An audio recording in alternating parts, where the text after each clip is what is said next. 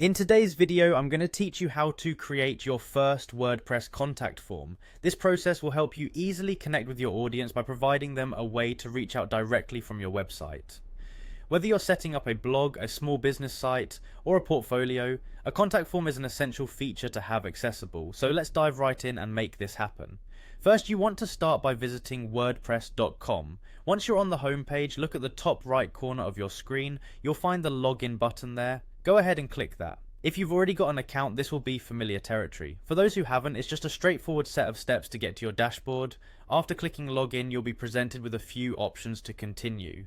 Choose continue with Google for a seamless sign-in process. This method minimizes the fuss of remembering additional passwords, and if you're already signed in with Google in your browser, it's incredibly quick. Then you'll select the Google account you wish to use if you've got more than one linked. Now that we're logged into WordPress, let's move on to editing your site. Look at the right hand panel under quick links where you'll find an edit site option. Click on it. This takes you to your site editor where the magic happens. Once the site editor loads, make sure to click on your website. This step is crucial because it opens up the specific pages you'll be working with and ensures that any changes you make are applied to the right place. Next, direct your attention to the top right corner of the screen and find the add button. This is your gateway to customizing your site further.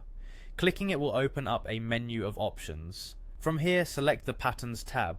Patterns are pre-designed elements you can incorporate into your site like building blocks. These are time savers and ensure consistency across your pages.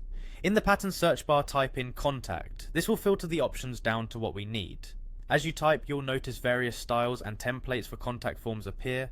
Go ahead and browse through them to select one that fits the aesthetic of your website. Once you've found the one you like, click on it to add it directly to your website.